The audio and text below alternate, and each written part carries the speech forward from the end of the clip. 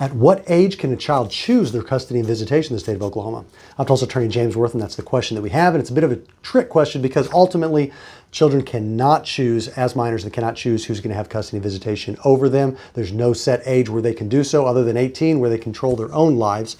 However, there are statutes that have certain ages to them. In general, custody fight between parents, the statute has an age of 12 listed as where there is a presumption that they can make an intelligent preference that the court then is required to hear and factor into its decision making, but the court does not have to go along with it. There's something similar for guardianship cases, but interestingly, the age there is not 12, the age there is 14. It's a little bit different.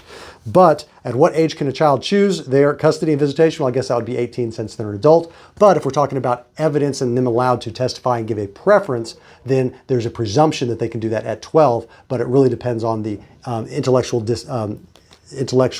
advancement of that child in their age. So most of the time it's going to be 12, but sometimes there's kids that are developed intellectually earlier than that. Sometimes there's kids a little bit older that aren't quite as developed intellectually, so it doesn't have to be 12, but 12 is where the presumption is that can be rebutted under different circumstances.